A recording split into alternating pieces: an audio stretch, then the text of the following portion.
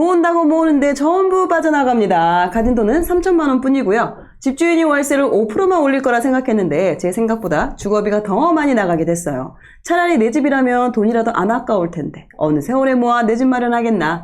돈이 없는 저로서는 먼 미래의 얘기 같아요. 3천만 원으로 무엇을 할 수 있을까요? 올해는 종잣돈을 더 모아야 할까요? 저는 유복하지 않던 가정의 첫째 딸입니다. 고등학교 2학년 수업 시간에 본인이 생각하는 행복한 삶을 적어보라고 하시더라고요. 그 친구들 앞에서 발표하라고 하셨는데 저도 모르게 눈물이 났습니다. 그때 썼던 일기도 함께 보내드릴게요. 매번 돈돈돈 하시던 부모님 앞에서 신뢰하셔야 한다는 말까지 참고 참다 겨우 용기 내서 죄책감 속에 말했었던 나날들. 고등학교 때 부모님의 이혼으로 아빠와 동생을 책임져야 했습니다. 대학 진학 후 365일 알바를 해서 용돈을 벌었고 알바몬이라는 별명이 생길 정도였죠. 남들이 보기엔 별것 아닌 보통 가족의 일상들이 저에게는 그토록 바라던 것이었나 봅니다. 20대 중반부터 결혼을 너무 하고 싶었습니다. 하루빨리 내 사람을 만나 가정을 꾸리고 아이를 낳고 안정적으로 살고 싶었습니다. 그런 저에게 손을 건네줬던 남편, 그토록 바라던 행복한 삶을 살 수 있게 된 것 같아서 그동안 힘들었던 걸 보상받게 된 것 같아서 정말 행복했었습니다.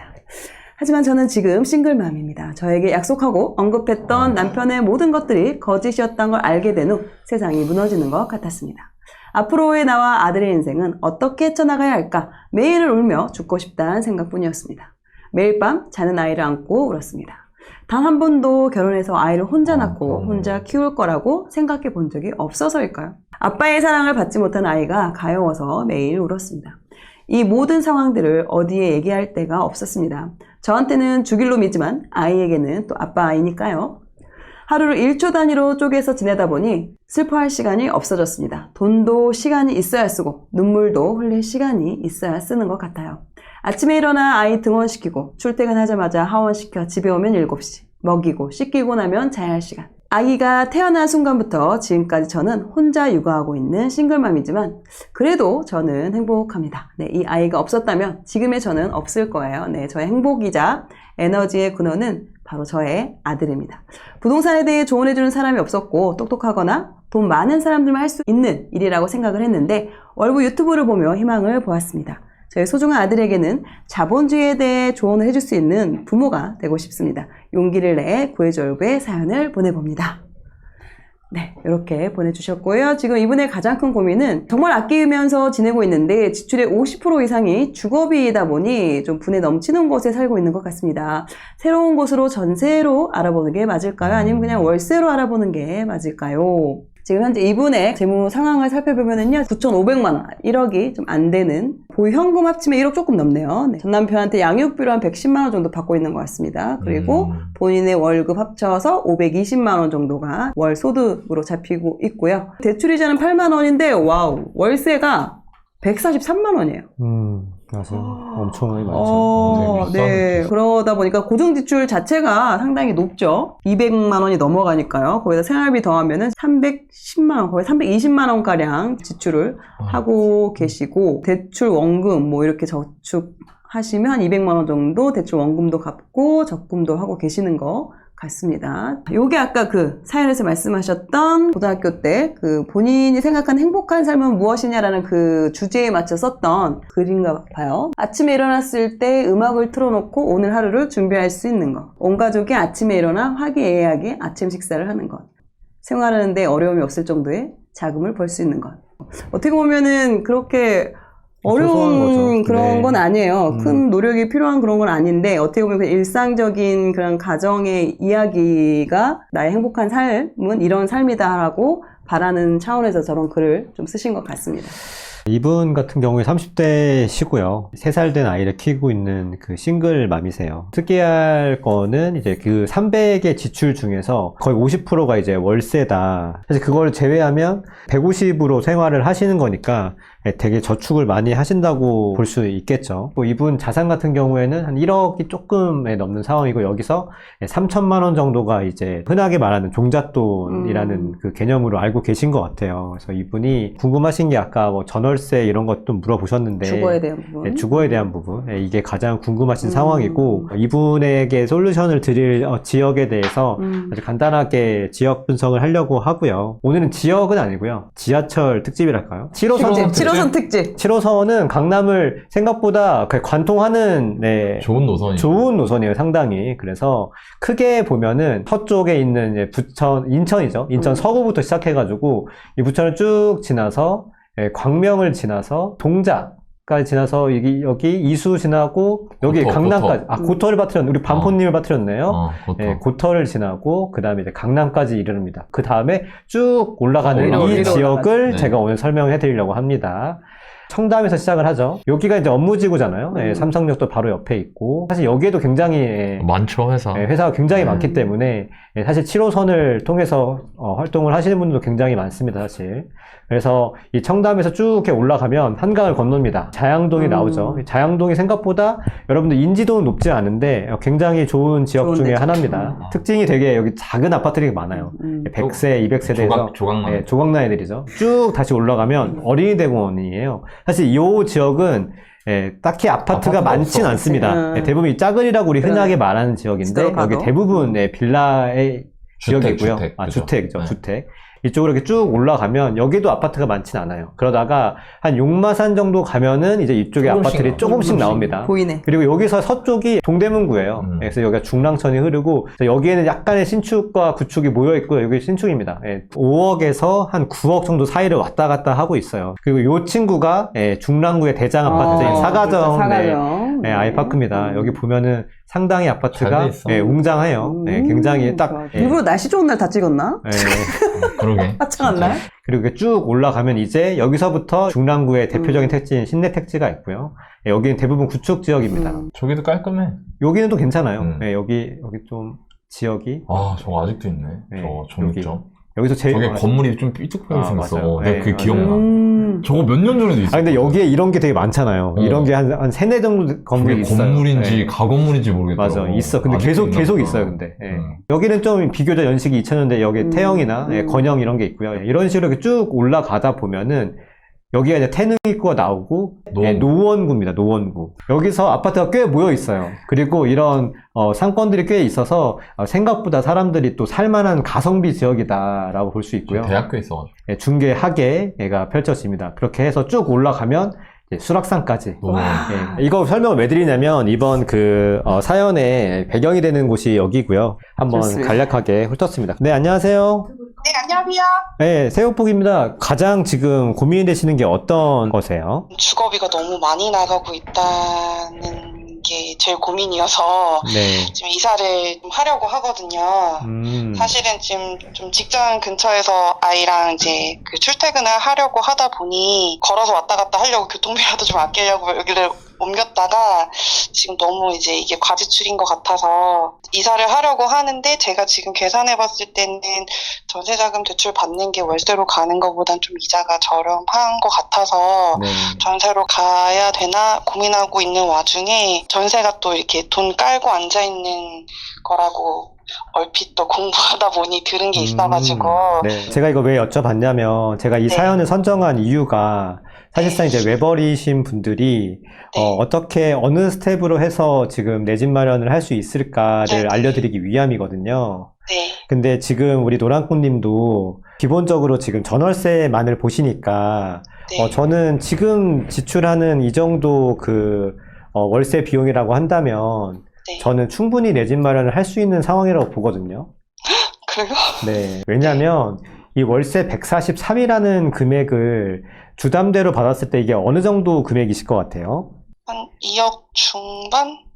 아닌가요? 아니에요. 제가 계산해 본 걸로는 디딤돌을 받으실 수도 있고 받지 못하실 수도 있는 상황이기 때문에 그냥 제가 일반적인 걸로 계산을 해보면 제가 한 4.5% 정도 지금 대출 이자가 있잖아요. 40년으로 그 상환 기간을 맞추면 3억은 받으실 수 있어요. 그리고 그 3억이 한 137만 원 정도 나오거든요. 네. 그래서 오히려 이 정도 월세라고 하면 내가 3억의 돈을 주담대를 받는 것보다 더 과한 주거비다. 반대로 이제 생각을 한번 해보자고요. 그럼 내가 3억의 주담대를 이미 부담하고 있는 사람이구나라는 생각을 해보고 그럼 내 종잣돈에다가 3억을 더하면 살 수 있는 아파트가 있나를 한번 생각을 해보면 되는 거죠. 꼭 내 집 마련을 해야 되고 뭐 전월세는 안 좋고 이런 걸 뜻하는 건 아니지만 좀 안정감을 느껴야 되는 상황이라고 저는 보거든요. 그 안정감이 그 다음 스텝으로 넘어갈 수 있는 하나의 또 여유를 제공해 줄 수 있다고 생각하거든요. 예, 그렇지 않으면 지금 전월세를 계속 전전하면서 계속 생활을 해나가셔야 되니까, 저는 이런 정도라고 하면 차라리 내 집 마련을 하는 게 내 아킬레스건을 하나 해결한 상태에서 그 다음 넥스트 레벨을 볼 수 있겠다라는 생각이 좀 들어가지고요. 저는 내 집 마련을 하셨으면 좋겠다는 생각이 좀 들었고, 그 예산이라는 거는 이미 나왔잖아요. 내가 3억 정도를 할 수 있구나 라는 걸 하면, 지금 이미 갖고 계신 지금 보유 현금과 자산을 합치면 1억이 조금 넘고요. 그리고 제가 여기 사연에서 읽었는데 퇴직금 중간 정산 금액이 있다고 하셨어요. 네네. 그거가 한 8천이 조금 안 되신다고 하셨잖아요. 네네. 그거를 하면 사실 거의 금액이 5억까지 늘어나지 않습니까? 그래서 저는 퇴직금은 최대한 안 건드는 선 안에서 4억에서 4억 5천에서 5억 사이 정도 되는 아파트를 한번 보시는 건 어떨까? 이 부분에 대해서 한번 생각해 보신 적이 있으세요? 네, 생각해 본 적은 있는데, 네. 제가 출퇴근을 이제 어쨌든 아이랑 같이 뭐 하는 거에 있어서 직장과 거리가 너무 멀면은, 좋아요. 네, 왜 고민하셨는지 알 것 같은데, 제가 말씀드리려고 한 지역은 아까 제가 지역 분석해드린 7호선 라인이고요. 조금 더 좁게 말씀드리면, 제가 아까 그 괜찮다고 살만한 가성비 지역이라고 한 곳이 있었잖아요. 네. 공릉동 그 지역은 아파트도 4억대, 4억 중반, 4억 후반이고, 그리고 현재 다니시는 직장에서 도어 투 도어로 50분이 안 돼요. 지하철도 20분 내외로 타기 때문에, 저는 충분히 내 집 마련으로 저는 좋다고 생각이 들었고요. 그리고 무엇보다 지금 가장 걱정하시는 게 아이랑 같이 왔다 갔다 하시는 게 굉장히 어렵잖아요. 그래서 이 지역 같은 경우에는 먼저 막 급하게 시장 상황이 변하거나 막 그러지 않을 거예요. 저는 그래서 이 정도 지역, 이 정도 예산을 가지면 내가 이런 아파트를 살 수 있겠다는 생각을 가지고 일단 아이와 함께 그 지금 해당 지역에서 사시면서 제가 말씀드린 그 예산으로 아파트 지역을 좀 보시면 어떨까 싶고요. 그 다음에는 옮기셔야죠, 사실. 회사 어린이집에서 나오셔가지고, 뭐 유치원이라는데 그렇게 갈 수 있는 그런 루트로 생각해 보시는 게 제가 볼 땐 가장 현실적인 내 집 마련이라는 생각이 들고요. 왜냐면 그렇게 하셔야지 하나가 급한 불이 꺼져요. 그리고 제가 여기서 한 가지 더 말씀드리고 싶은 거는 단순히 이것만으로는 삶이 변하거나 그러진 않잖아요, 사실. 조금 더 그 다음 스텝을 봐야 된다고 생각이 들었어요. 저희가 소개해드리진 않았지만 부업도 하시고 투자에도 관심도 가지고 하셨었잖아요. 네네. 저는 이런 측면에서 조금 더 먼저 내 집 마련을 하신 다음에 생활을 안정화시키시고 그 다음에 내가 할 수 있는 돈을 모으는 것뿐만 아니라 불리는 게 무엇인지를 좀 보셔야 되는 거 아닌가라는 생각이 좀 들었어요. 왜냐면 지금 너무 불확실성이 큰, 그러니까 결정되지 않은 거죠. 죽어도 확정되지 않았고 그 아이를 안심하고 키울 수 있는 지역이 정해지지도 않고 뭐 여러 가지가 다 불확실한 상황에서 내가 너무 준비되지 않은 상태에서 도전적으로 뭐 투자를 하거나 이렇게 되면은 오히려 그 돈을 지키지 못할 가능성이 훨씬 높거든요. 그럼에도 불구하고 내가 현실적으로 할 수 있는 선택이 무엇인가를 제가 예시로 안내해 드린 거고요. 선택을 한번 천천히 생각해 보시고 내가 소화할 수 있을지 아닐지를 한번 곰곰이 생각해 보시면 되지 않을까 하는 생각이 좀 들었어요. 네. 제가 이 말씀을 왜 드리냐면 상황이 되게 막 사방이 막혀 있는 것 같은데 길이 없는 것 같은데 라고 생각하시겠지만 지금 이렇게 하나하나 뒤로 역산해서 생각하다 보면 어쨌든 내가 가진 상황 안에서도 내 집 마련까지 나오잖아요. 심지어는 50분 안에 끊을 수 있는 지역이에요. 저는 이게 충분히 일치하는 지역이고 다음 넥스트 스텝을 밟을 수 있는 환경이라고 생각하거든요. 거기 지역에도 방 3개의 계단식 아파트 있고요. 거기도 제가 가보고 여기 되게 괜찮다. 충분히 사람들이 괜찮고 사람도 많고 젊은 사람도 많은 아까 대학교 앞이었잖아요. 그래서 살기도 괜찮은 지역이라고 저는 생각이 좀 들었어요. 그런 곳들을 한번 직접 가보시고 생각의 지경을 넓혀보시는 게 좀 좋을 것 같아요.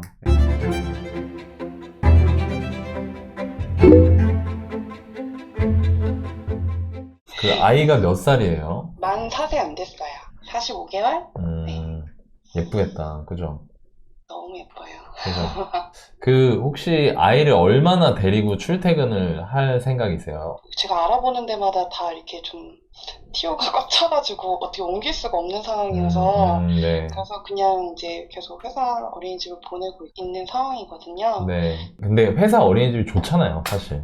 내 손에 닿는 데 있으니까 아무래도. 네, 맞아요. 퇴근할 때도 이제 바로 해서 할 수 있고 하니까. 그래서 뭐 그 기간이 짧으면 근처에서 전월세 사시는 것도 괜찮아요. 뭐 앞으로 한 1년, 2년입니다. 그럼 전세 뭐 한 텀 살면 되니까. 분명한 사실은 뭐냐면 빨리 하나를 해결을 해야 돼요. 단추를 깨서 넣어야 돼요, 하나를. 내 집에서 안 사는 것도 머리가 아프고, 뭐 양육비 관련된 것도 머리가 아프고, 아이를 뭐 어디다 맡겨야 될지도 머리가 아프고, 여러 가지가 있어서 내가 너무 머리가 아플 때는 그 여러 가지 문제를 한 번에 해결해 줄 수 있는 거 하나를 하면 돼요. 근데 그게 저는 내 집 마련이라고 생각해요, 저도. 왜냐면 내가 오랫동안 살 곳, 그리고 아이를 누가 나가라, 뭐 월세 올리겠다, 이런 말 안 하잖아요. 네. 그죠? 그러니 내가 좋든 안 좋든, 마음에 들든 안 들든, 내가 내 애를 아무도 간섭하지 않는 장소에서 같이 키우고 같이 생활할 수 있다는 게 굉장히 크거든요. 그 다음에 뭐 투자도 모두 있는 거예요. 그거를 먼저 해야 나중에 내가 뭐 양육비가 안 들어오면은 뭐 소득이나 이런 거에 있어서도 또 힘들어지고 나중에 아이를 혼자서 키울 수 있을까? 이런 불안감에 대응하고 준비하는 거는 그 다음 문제라 이 말이에요. 내 집 마련 하시고 저라면 이렇게 할 것 같아요. 남편분이 보내주시는 건 일단 없다고 생각할게요. 저는 보수적으로. 지금 현재 버시는 게 이제 400만 원 정도 되잖아요. 이것만 가지고 이제 아이 자라고 할 때, 그리고 또 내가 아프면 어쩌지 여러 가지 생각이 드실 거예요. 네, 그래서 소득을 좀 늘려보셔도 괜찮을 것 같아요. 지금 하고 계신 부업 같은 거 있죠. 네네. 그러니까 투자 공부를 할 때가 아니에요. 지금 우리 노랑꽃님은 투자 공부할 때가 아니에요. 그러니까 이 투자란 뭐냐면 씨앗을 심어서 걔가 묘목이 되고 나무가 될 때까지 물을 주고 태풍이 오면은 막아주고 이걸 하는 거거든요. 근데 씨앗이 없는데 어떡해요. 그러니까 일단은 마음의 안정, 생활의 안정을 찾기 위한 내 집 마련을 먼저 하시고 부수입을 만들어 보세요. 그게 먼저라고 생각해요. 소득을 높이는 게. 소득을 얼마까지 높여야 되냐면 보통 맞벌이 부부들이 월 600 정도 벌면은 아이 하나 키우면서 잘 해서 소박소박 모아가지고 길게 보고 투자를 해나갈 수 있거든요. 그러면 지금 혼자서 본인께서 400을 버니까 200 정도를 목표로 해보시는 거예요. 네, 근데 정말로 뭐 월 100에서 200 정도는 할 수 있다. 내가 마음 먹고 하면. 네, 그러니까 그걸 목표로 하시는 게 맞는 것 같아요. 내가 월 200 만들겠다. 이 생각을 갖고 열심히 그걸 하시고 그 동안은 내 집 마련 하신 다음에 뭐 부동산이 어쩌고 주식이 어쩌고 이런 거 일절 끊으세요. 신경 그냥. 그게 맞아요. 그렇게 해서 월 600 정도가 되면은 그리고 나서 이제 뭐 투자나 이런 걸 하시는 거예요. 그때부터 준비하셔도 충분해요. 그리고 나중에 돈을 좀 버시게 되면 작은 거라도 운전할 줄 아세요? 그럼요. 예, 그럼 차량을 한 대 사세요. 네. 중고로라도 좀 싼 거라도 차를 하나 가지고 계시면 아마 혼자서 아이 키우시는 데는 꽤 큰 도움이 될 것 같아요. 눈에 보이는 가시화된 목표를 드리고 싶은 거예요, 저는. 월 200. 월 200이 달성되고 내가 돈이 뭐 한 600, 700 정도 3-4달 해갖고 내가 모았다. 그럼 그거 갖고 차를 한 대 사는 그런 목표. 아까 말씀하셨잖아요. 인생이 행복해지는 목표. 네. 네, 아까 편지 쓰신 거 봤을 때 저는 그런 느낌 받았거든요. 네네. 그 차를 한 대 사야겠다, 내가. 뭐 내년까지. 그래서 아이 데리고 차 가지고 지하철 안 타고 어디 갈 때나 이럴 때 차 타고 가야겠다. 그런 목표를 하나씩 이뤄 나가셨으면 좋겠어요. 지금 내 집 마련 보기님이 그 얘기해주신 지역에서 예산에 맞는 거 찾아가지고 하시기 되게 좋거든요. 시기가. 잘 깎으시고 좀. 네. 아셨죠? 네. 마음의 안정을 먼저 찾으셨으면 좋겠습니다. 네. 감사합니다. 네. 제가 알기로는 출산부터 아예 혼자 하신 걸로 알고 있거든요. 네, 제가 혼자 아이를 낳았죠. 또 가족들한테 좀 이야기를 좀 안 하신 부분도 있는 것 같고 모르시죠? 네, 맞아요. 그럼 온전하게 진짜. 지금 상황을 아는 분이 주변에 없는 거네요? 가족분들한테는 이야기 안 하는 이유 있으세요? 혹시나 은연중에 아이한테 그 아빠에 대한 뭐 좀 부정적인 이런 거 말씀을 하실까봐 가족들한테까지도 상처가 될 것 같아서요. 그렇게 이야기할 사람이 없으면은 아마 우리 사연자님이 혼자서 좀 힘드실 거예요. 그런 이야기를 나눌 수 있는 사람이 있어야 되니까 엄마라든가 뭐 이렇게라도 좀 이야기를 좀 하면은 그래도 좀 더 마음이 좀 더 편안하지 않을까. 저는 물론 아이 잘 키우는 것도 중요하지만 가장 우선은 우리 사연자님의 체력적인 부분, 심리적인 부분이 가장 먼저 이게 안정이 돼야지만이 아이도 더 잘 키울 수 있다는 생각이 좀 들거든요. 저도 이제 엄마가 처음이다 보니까 네. 얘가 이렇게 행동을 할 때 어떻게 제가 이제 이 아이를 컨트롤을 해 나가야 될지 혼자서 뭔가 결정하고 혼자서 해야 된다는 그 부담감과 책임감이 그게 제일 힘든 것 같거든요. 왜 말 못하는지도 알 것 같아요. 또 엄마도 그 얘기 들으면 속상해 하시고 더 마음 아파하실 기절하실걸요? 그렇죠. 그럴 것 같아서 하지. 근데 우리 딸이 그동안 그렇게 힘든 걸 내가 몰랐네. 그것도 더 마음 아프실 것 같아요. 움츠러들고 더 이렇게 미안해하고 이렇게 죄책감을 가지시니까 그런 마음들이 또 쌓일 것 같아요. 쉽진 않으시겠지만 그래도 엄마한테라도 이야기를 하시는 게 좋을 것 같습니다. 그리고 앞으로 우리 또 아들하고 더 씩씩하게 더 잘 사시고 더 좋은 일만 앞으로 많이 생기시기를 응원 드리도록 하겠습니다. 아들한테 한마디 해주세요. 아들한테 네? 엄마의 각오를 한번 해주세요. 엄마의 각오. 이거 너한테 항상 떳떳하고 우리 엄마 정말 멋있는 엄마다라고 그렇게 당당하게 말할 수 있는 그런 엄마가 될게. 사랑한다 아들아. 좋습니다. 이거 사연 당첨 때 진짜 너무 좋았는데 지금 뭐 종잣돈도 이렇고 하니 투자를 하라고 하실 줄 알았어요. 저는 솔직히. 그런데 이제 오늘 뭔가 이게 솔루션이 이렇게 주셔가지고 제가 약간 상상하지 못한 뭐 내 집 마련을 할 수 있다라고 정도는 뭐 말씀해 주실 수 있겠지만 그게 막 10년 뒤다 이렇게 얘기하실 줄 알았거든요. 근데 그런 솔루션이 아니라 뭔가 이렇게 현실적인 좀 저한테도 확 와닿는 또 솔루션을 주셔서 정말 너무 감사합니다, 세 분께. 좋습니다. 네, 네. 건강하시고요. 네, 새해 복 많이 받으세요. 네, 새해 복 많이 받으세요. 힘내세요, 네. 노랑꽃님. 강의 말씀도 드리고 투자 관련된 얘기도 하고 하지만 모든 사람이 지금 당장 투자를 할 수 있거나 해야 하는 건 아니라고 생각해요, 저는. 왜냐면 뭐 지금 고등학생들한테 투자하라고 할 거야? 그건 아니잖아요. 사람마다 다 자기 상황에 맞게 내가 해야 될 것들이 있는 시기들이 있거든요. 집중해야 되는 시기들이.